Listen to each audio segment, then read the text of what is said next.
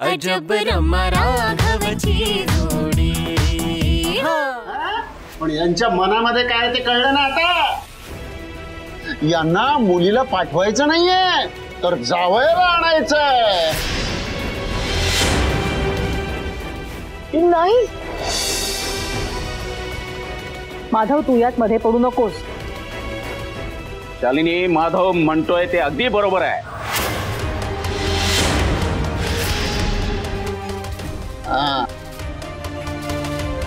आता सगळं सत्य समोर येतंय। ऐकतेस नाही? यांना काय हवंय ते, यांच्या मनात काय आहे ते?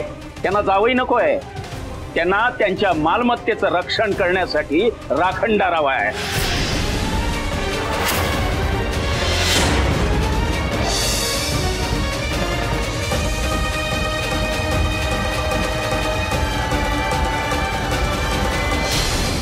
तुम्ही म्हणताय ना तसं माझ्या मनातही नव्हतं हो। आणि मी तुम्हाला खरंच सांगतो, तुम्ही जेव्हा अडचणीत होतात ना तेव्हा तुम्हाला जी काही मदत माझ्याकडनं झाली असेल ना त्यात माझा कसलाही वेगळा हेतू नव्हता। गुरुजी, खरं तर हे घर माझं आहे हे तुम्हाला कळू नये अशी रमाची इच्छा होती, कारण तिच्यासाठी तुमचा स्वाभिमान जास्त महत्वाचा होता।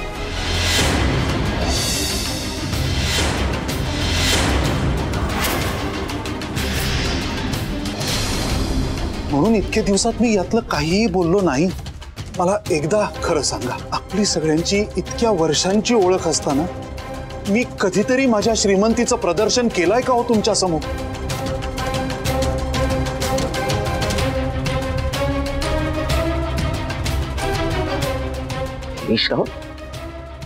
हे घर तुमचं आहे?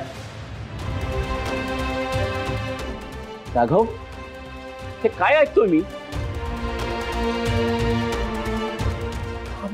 मलाही हे आत्ताच तुमच्या बरोबरच कळत आहे। हे म्हणजे असं झालं की उंदराला मांजर साक्ष। अश्विनी, तोंड सांभाळून बोल। रमानी जे काही केलंय ते आपल्या पुरोहितांच्या भल्यासाठीच केलंय। हो, भल्यासाठी म्हणे। आता मला सगळं कळतंय राघवा, तू तर आता काही बोलूच नको। आता सगळं सत्य कळायला लागलंय। गिरीशराव, आधी उपकारांचा डोंगर रचायचा आणि नंतर माझ्या मुलाला तुमच्या कयात करून घ्यायचा बेत होता। पण आता हे ढोंग बंद करा, याचा काही उपयोग होणार नाही। हो, आमच्यावर ही जी काही परिस्थिती ओढावली ना त्याला कारणीभूत फक्त तुम्हीच आहात। नाही गुरुजी, नाही। पण आमची काहीतरी थोडी पुण्याई आहे म्हणून आम्हाला हे सगळं लग्न आधी कळलं। पण आता हे लग्न होणं कदापि शक्य नाही।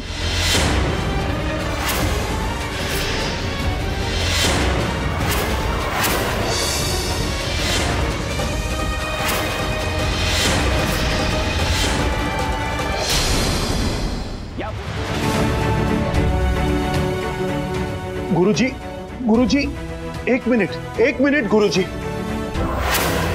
गुरुजी, माझं ऐका, खरंच यात मुलांचा काहीही दोष नाहीये। त्यांना एवढी मोठी शिक्षा नका देऊ गुरुजी। गिरीशराव, याला शिक्षा नाही म्हणत, याला केलेली चूक सुधारणं म्हणतात।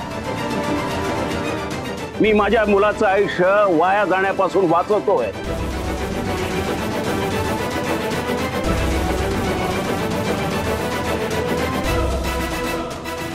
गुरुजी, तुम्ही विचारी आहात। असा टोकाचा निर्णय घेऊन कुणाचंही कधी भलं होत नाही गुरुजी। गिरीशराव, माझं आणि माझ्या कुटुंबाचं भलं बुरं बघायला मी समर्थ आहे। त्यामुळे मी जो निर्णय घेतलाय तो विचारपूर्वक घेतलाय, त्यात आता बदल होणे नाही। आणि आणखीन एक, रमा बदलली असं तुम्हाला वाटतं, पण जो गुण बाळा तो जन्म काळा। तेव्हा एकदा मी हात पोळून घेतलेत, मला परत आगीशी खेळायची अजिबात इच्छा नाही। गजानन, अरे काय डोक्यात घेतलंयस तू हे? अहो, निदान बाकी कोणाचा नाही, आपल्या मुलांचा तरी विचार करा।